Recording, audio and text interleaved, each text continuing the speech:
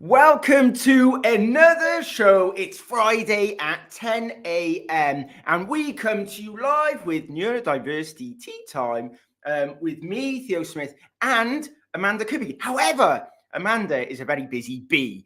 And today, Amanda, as part of her status as an incredible human being, that's the status I'm giving her today, but all the other wonderful things she does, she's actually given a lecture this morning. She doesn't do these as often because she's an emeritus professor, I think it is now, they call it. So, holier than thou professor who no longer has to do the day job but gets to do the wonderful bits, I think is probably it. Gets to parachute in and inspire the future professors and the professors of today. So I'm joined by Kezia, which is going to be incredible. We've got a conversation today around all different types of things, and you can get involved in the conversation unless you're listening on Rewind or via a podcasting host of your choice. But otherwise, please let us know you're here, get involved, ask some questions. So, Kezia, would you like to introduce yourself and let our audience know who you are, what you do, and what you're going to be sharing with us today? So my name's Kezia, and I'm a positive psychologist, a speaker, and an author of 4 different books called the Pay It Forward series, Notes to My Younger Self. For any of you that are sitting there thinking, what on earth is a positive psychologist?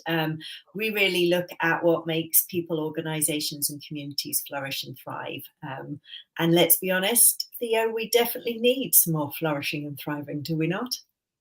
Well, absolutely. And Kezia, thank Kezia, is that right? See, I always get names wrong, honestly. That's right. So apologies. That's okay.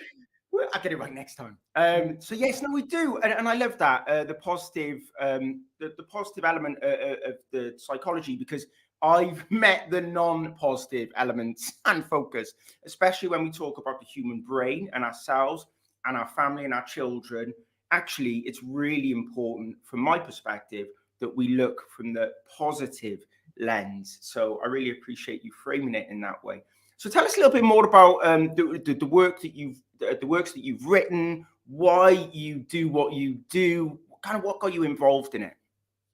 Oh, that's a long, complicated story. But I was going to do a degree in Gestalt psychotherapy, and we then discovered that we were moving to Barcelona. And I thought, well, I definitely can't do that because you need to be in the UK, to be able to do that. And it just so happened on that day, synchronicity and all of that. It just so happened on that day that I was scrolling through Facebook and an ad came in for positive psychology. And I was like, that sounds interesting.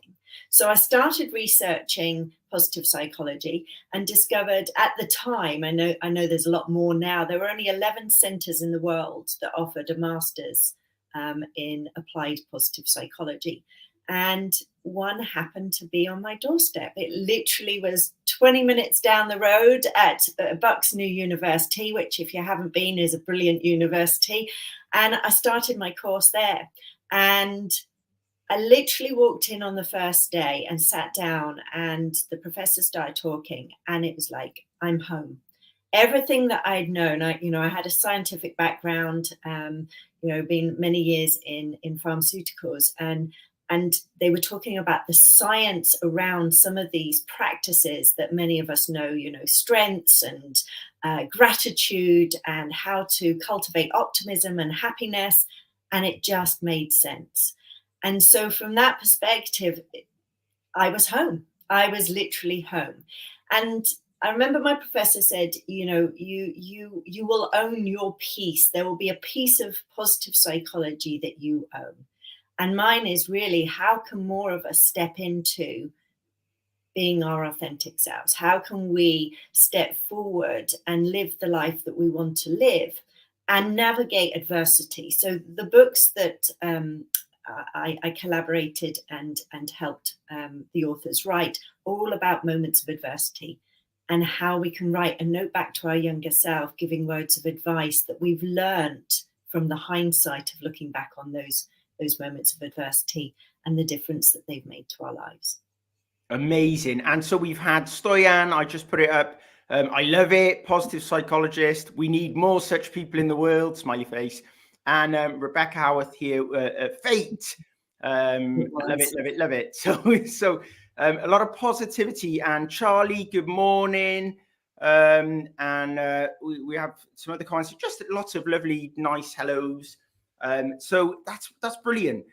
Interestingly, I think about what we're going to be talking about today, and I guess think about it through the positive lens, experience, taking some of those challenges and experiences, and finding I don't know whether the lessons or the opportunities that come from them. And the other thing, which is what you now do, I guess, is the paying it forwards then, or paying it back, however you look at it, because not all of us benefit or will benefit from being able to see the path or the options available to us.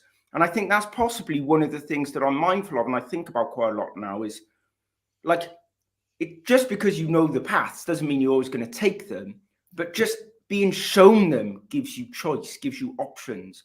And you may veer from the path, but you know where the path is, right? You can come back to it. And that's often kind of enshrined and entrenched in like privilege. And all different facets and aspects of privilege, where you come from, your community, your parents, all these different things make a massive impact on that. So do you see it in that way? What are your thoughts around the positive element, the strengths, the being able to support people where maybe they've not had the privilege of being able to be guided in what that journey may look like? I totally get that, which was one of the reasons for writing the book. So, 65 women from around the world came together to write their own stories, and they varied. I mean, my particular story was about being bullied at school and how that impacted me. So being able to take those stories, which is why I think it's so important that people step forward in courage and vulnerability to share their stories. Because it does offer a roadmap for other people to follow if they've gone through something similar. They don't, like you say, they don't have to take that road, but actually it gives them some sort of markers as to, what that person did, how they navigated it, how they built their resilience in the face of adversity, and how they exited the other end of it a better, stronger, more resilient individual, and how we can share those stories to make an impact on other people. So I think the more people that can share their stories and not in a kind of, oh, woe is me, a victim way. And I think initially, but definitely for me, when I was being bullied at high school and, I didn't have the emotional intelligence, I didn't have the life experience, I very much fell into the space of victim. And now in hindsight, there's so many lessons to be learned from that. And that changed the trajectory of my life. It changed the first business that I set up. It changed, Women of Contribution was my first business. And the type of women that I wanted to work with. If somebody had told me that I would be working with women when I was 16 years old and being bullied by them, I would have told them that they were absolutely nuts. I avoided women like the plague. So I do think we do need to share those stories, especially if, you don't necessarily have the role models, the mentors that can help you on that journey. Yeah, and sometimes it's difficult because I know that a lot of the life lessons that I was given by my mum and dad, I then rebelled because I was having other struggles. Neurologically, I didn't know what was going on, addiction problems and stuff like that, or probably less addiction, more impulsivity, but it meant that I went to extremes. So after going through what was probably a very difficult period, I came back to a lot of the life lessons that were taught to me very early on. And I find that so fascinating. And therefore, when you're going through the experience of bullying, and I say exclusion as well, because big part for me was self-exclusion, because I didn't understand what was going on in the classroom. I excluded myself from that environment because I struggled. I excluded so it's like self-exclusion rather, or self-explosion. I don't know. It being quite explosive because this situation doesn't work for me, so I'm going to do something explosive because that just stops everything dead. And I guess that can also manifest in being a bully, because if you're being explosive, that explosive nature of your personality could then impact on others around you, and that could be family members, that could be other young people, which I also find very fascinating. Just let me pull out some things. Actually, there's a question here coming from Stern. I think it's quite interesting the way he's framed it. What is a piece of advice about your industry you were given early on in your career as a psychologist? And I guess with those early experiences of exclusion, of bullying, which you found out to be an absolute or partly rubbish, I'll say, yes. Once you started progressing and really embracing, and especially given the context and subject that you focused on. I think that that's a really good question, Stoyan, and also a really difficult one to answer, because I didn't do my master's until 6-7 years ago, so I'd lived a lot of life by then. I'd done a huge amount of personal development up until that point, so my kind of questioning style of, well, is that true? And if that is true, how many different versions of the truth are there? And I think that is really key, is that one of the areas that I'm particularly interested in is memories, how our memories can shift and change over time, how we can watch an event play out and 15 different people will see 15 different things. So, I always say that there's so many different elements of truth. And therefore, I think we have to question all of it until we find our truth. And then to understand, Stoyan, that our truth can change and shift over time. There is no such thing as an absolute truth. Because, you could say the sky is blue, but somebody would go, oh, well, I think it's a little bit turquoise. Or somebody that's maybe, got color blindness, they might see something different. So I do think it's very subjective, but I can't think of anything in particular that I just went, that's BS. I love that, because it's not just the seeing it in different ways, but it's then it may be that you completely change your view and perception, where you thought like, again, with your parents as a psycho, right, or those who influence you. You may go through where you feel fully inspired by them when you're young, and then you question everything they're about, and then you become a parent, for example, and then the things you question them about, oh, why do they always do this? Why do they always? You then go, this is why. So it's that memory that evolves and changes also through experience, and that, I guess, leans back on what you were saying about being the victim, or focusing on the trauma and living within the trauma, when you could like change the lens with which you see it. That doesn't mean it didn't happen, or doesn't mean it's not important, but it just allows you maybe to move forwards with it and do something positive with it. Yeah, and our language, I mean, using the bullying as an example, they bullied me by the way I looked. I was incredibly skinny as a child. I'm still pretty skinny now, but I mean, up until my 40s, up until I wrote my chapter in my book, I still saw myself, my internal narrative, the dialogue that was going on in my head, the critical, lady that was sat inside of my head was speaking their words, and I basically adopted those as my truth. And it was my daughter, actually. I remember she was about 2 or 3, and we were getting her dressed for going out. And she said, "Mummy, why don't you wear pretty dresses?" And the reason I didn't want to wear pretty dresses is I wanted to cover myself up. So I always wear quite, long, baggy clothes so that nobody could see my legs, because it was my legs that they used to take the mickey out of. And I suddenly realized, it's like, I've been carrying this around. And if I don't stop now, I'm going to impact on my daughter. So I couldn't do it for myself, or maybe I just didn't have the awareness to do it for myself. But when she said that, it made me go, why haven't I addressed this? And a lot of our limiting beliefs and things that we hold us back, whether it's relationships, whether it's our money earning potential, whether it's, our love interest, a lot of them can be around our narratives and our stories and our memories and the belief systems that we've cultivated and created around them. And most of us go through life and we never, ever think to edit them. We never think to shine a lens on them and think, let's see whether that really is the truth.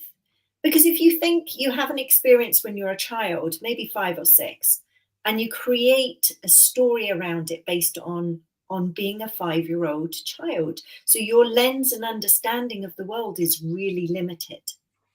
And you carry that story with you throughout life. And even though you've got more adult information, more understanding of the world, you still don't think to change that.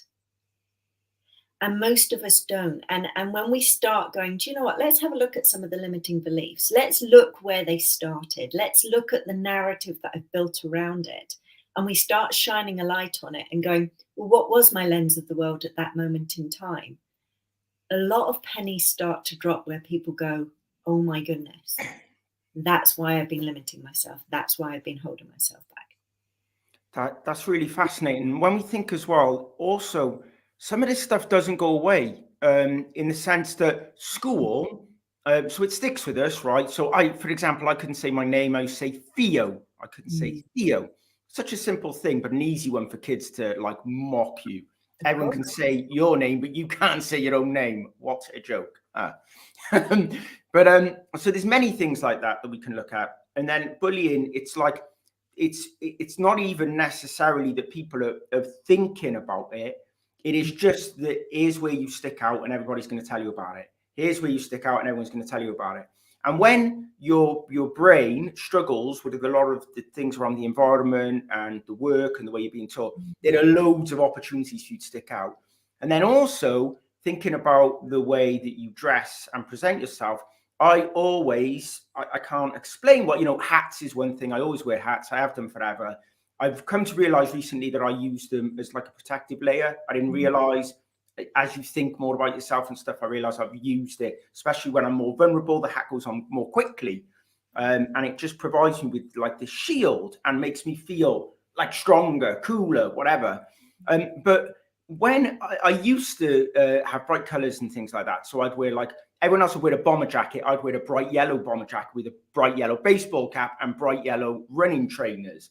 Like I was still wearing what theoretically should be cool. They were Nike or whatever, right? And they were like reflective of what other people were wearing, but I was wearing bright yellow head to toe. So like, you can see where that, like, so in my brain, why don't I fit in? Like I'm wearing the same brand, the same idea. These are good clothes, whatever.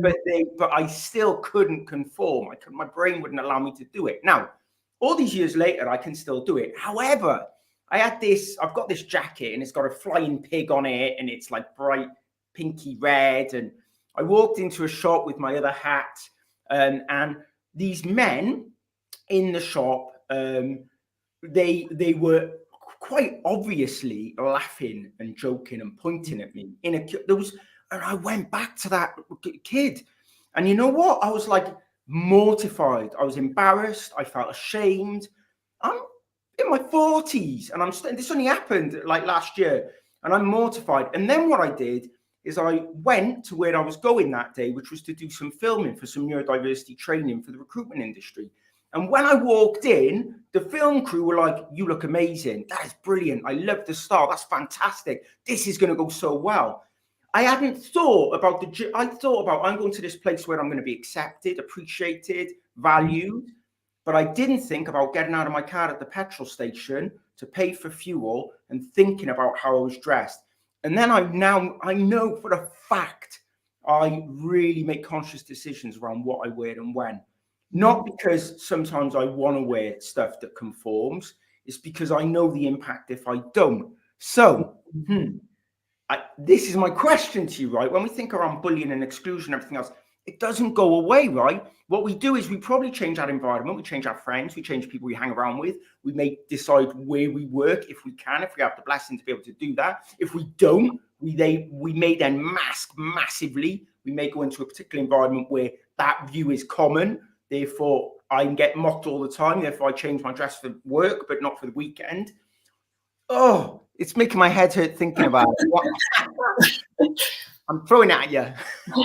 Well, we end up being chameleons. You know, we end up trying to adopt and mold depending on where we are, because, you know, we know that there are benefits and negatives to standing out and blending in.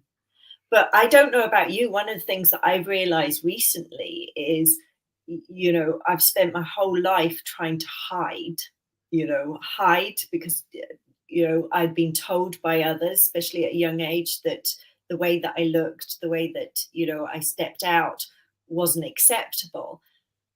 But actually, I quite like being different. I like being different. And that acknowledgement and appreciation has now got me to the stage where, yeah, I am different. You know, I will go down to the pub, and, you know, I'm not a drinker. You know, one glass of wine, that's me gone. So I now don't have any fear of going, no, I'm going to have a soft drink. You know, and I know it sounds so petty, but actually, where before I probably would have gone, well, I'm in the pub, I better have a drink. You know, so now I've kind of embraced the fact that I stand out. Does that mean that I don't get embarrassed when in like a situation like that where somebody calls you out? No, you know, that trigger response will still kick in. It's what we do with that trigger response. And what you got from that trigger response is, I get to place myself in places where I'm respected, I'm safe, I can be myself. And actually, those people who I'll never, ever see ever again, does it really matter? And from that, we gain a greater understanding, a greater commitment to being ourselves. And I think ultimately, isn't that the aim? Absolutely. Live life as ourselves. And you're right. It doesn't diminish some of the pain that happens in the moment, some of the trauma, the trigger, but it just allows you a way to move forwards from it. So in that moment, in the gap, I still drove all the way to Thing, feeling like, oh, I feel really not nice. I don't feel nice by myself. I don't feel nice by that situation. But what I did, and I'd be interested to hear your thoughts around some guidance for people thinking about bullying, exclusion, trauma, what maybe steps they can consider. I mean, we've discussed some of them there, haven't we? But what I did is, because I can't change where I felt in that moment, because it's a response, it's a physiological, neurological response that I can't fully control. But I did then do what I tend to do in these areas of crisis. I go on social media and I share it. I say, this just happened to me. It made me feel really bad.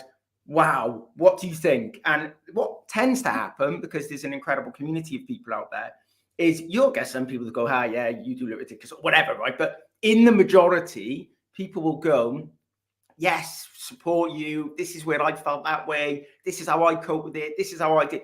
So it's like finding that safe space, which actually for me, I'm lucky enough that it's a big space on LinkedIn, is to share that experience. And therefore, from I guess a psychologist's perspective, like when I was doing drama, it was the way to explore some of that trauma, the way to share it, the way to deal with it, the way, and people may do that with coaches or psychologists in their lives or whatever, but that for me was kind of the way to process what had happened to me and to accept that I can't change that. That is going to happen. That's a viewpoint. But what I can do is I can own it. And I love what you've just said there, because you posted it out, which, you know, for many people, it takes, and yourself, courage and vulnerability to go, do you know what, I've just had this experience. This is what I've experienced, and this is how it's made me feel. But what you've also done is go, I'll own that.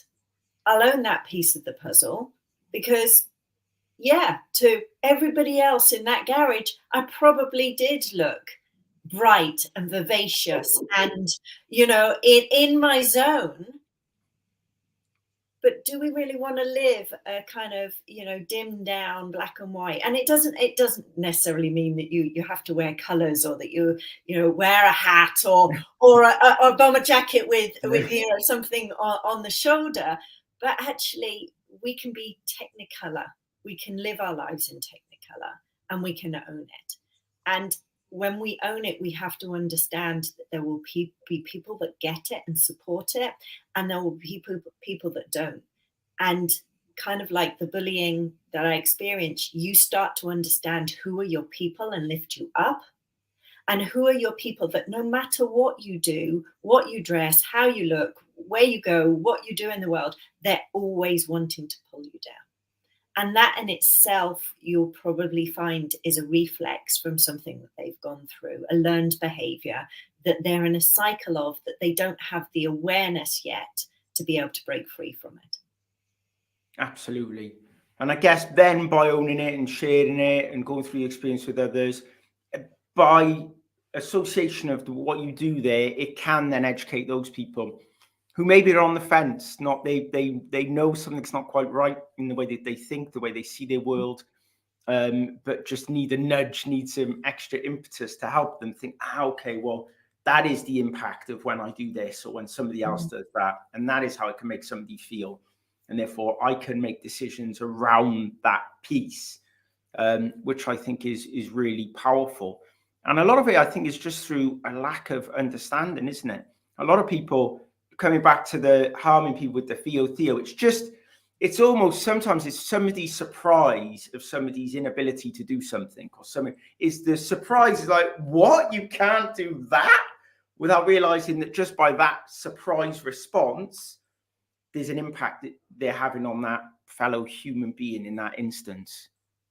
And a lot of the time, especially for children, their response is it literally comes out. Most of them don't have filters. You know, we learn how to filter as we get older. So them taking the mickey out of you not being able to say your name, it's probably a little bit of disbelief. You know, well, why can't it's easy for me, so it must be easy for you, because they don't understand the complexities and the differences and the similarities actually of humankind. So it is about that. I think self-awareness in everything that we do is key. If, you know, we want to learn how to shift and change the triggers, is about becoming aware of, you know, becoming self-aware of what triggers us. You know, if we want to learn how to rein our thoughts in and put a filter in before we blurt something out, we have to become self-aware that that's something that we do. And a lot of people aren't interested in going down that route. They're not interested in exploring that. Yeah, and I guess it's touching on some of that trauma. Sometimes people fear digging a bit too deep when that's what they need to do. I was listening to the Life Scientific the other day, and there was a psychologist on there who was talking about working with young people from low socioeconomic backgrounds and them not responding to social cues. And the reality of why, and if we think about this bullying and trauma and exclusion, and we think of it from the other side of why people may end up doing that, is in this instance, not coming back to the path, the journey, nobody had taught them the value of social cues. They had no reason to value a social cue because it wasn't a part of the community. You know, somebody looking like they were a bit questioning or annoyed of what they were saying didn't trigger any response other than to continue doing what they're doing. What they found through their research is what did have an effect on them was money. That triggered a response because that's what they had a lack of in their community, and that's what had significant value.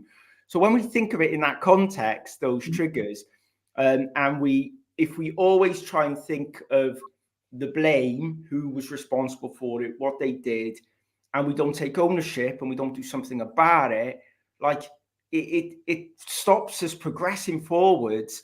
And actually it stops us progressing forwards for what may have been a significant challenge for somebody else that they may not even been aware of because nobody taught them that was of value and that it was important and how it impacted somebody else.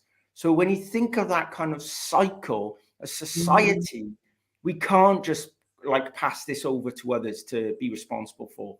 We kind of have to take responsibility and accountability ourselves as well to be able, which is hard, right? It's hard, but that is the positive side of this, to be able to own it, move forwards, and take control of your life. I totally. And when I reflected back on, for example, the bullying, it was like, why did they pick me out? And obviously the obvious was I looked different, but I sat and owned my piece in it. And my piece was that we had just moved from out of the county. We'd moved into the county. I knew no one.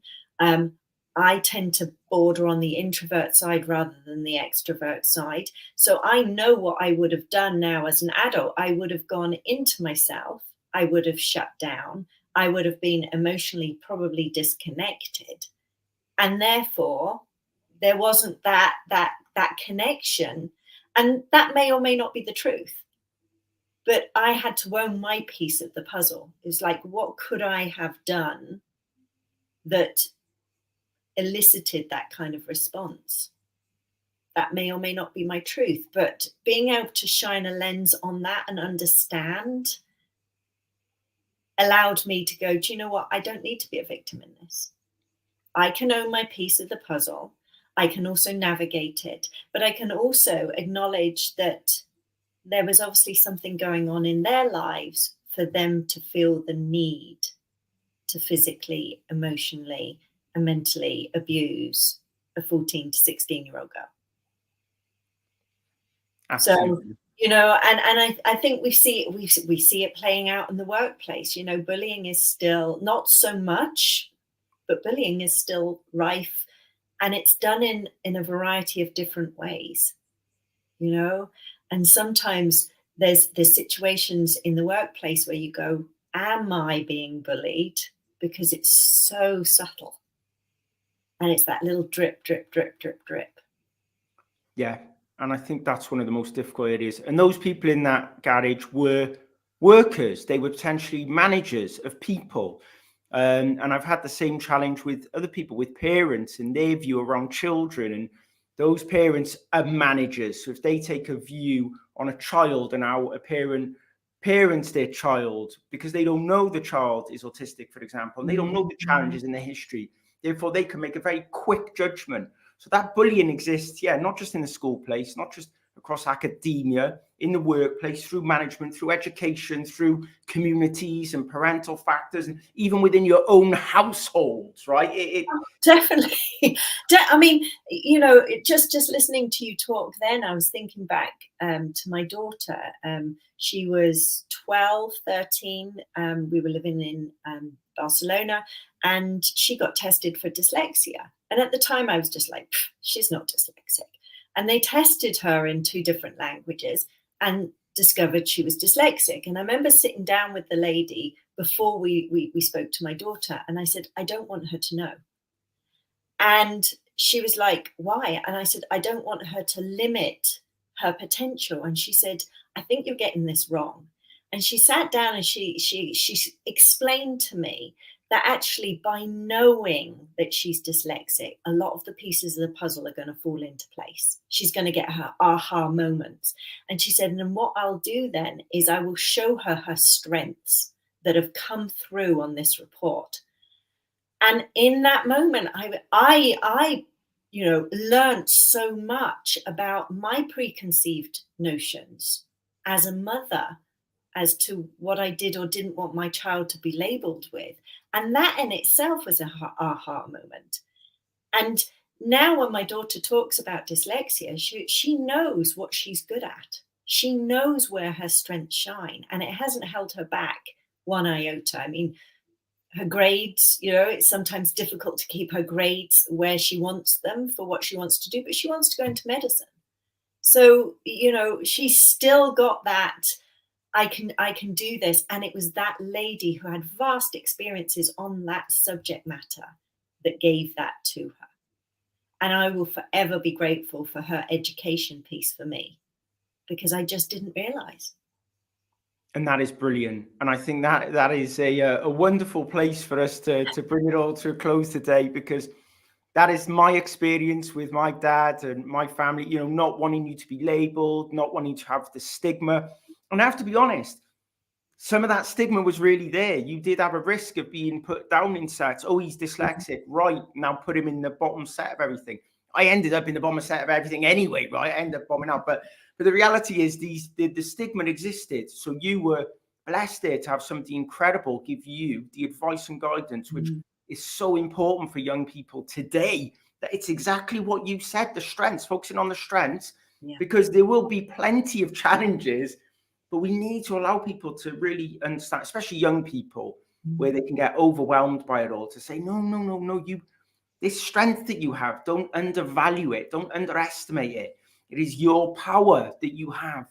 And just because somebody else is a bit better than you and someone else, you know, it doesn't matter, that you own that piece. And I don't think we do enough of that. So listen, it's been wonderful to have you on. And the problem is, these are too short. But the whole idea of them is to make it easy for people to access. 30 minutes, people come along, join in the conversation. Every week, consistently, we'll show up and talk about a new topic. Where can people find you if they want to come and say hello, connect with you, or look at some of the work in a bit more detail? So they can come to LinkedIn, Kezia Luckett on LinkedIn. I'm on YouTube, I'm on Facebook, I'm on Instagram, and kezialuckett.com. They can see me there too. Incredible. Please do. Thanks for joining us today. And for all those watching on Rewind, please, continue to follow us every Friday, 10 a.m. Greenwich Mean Time. Lovely. Thank you so much. Thank you. See you all next week. Bye-bye.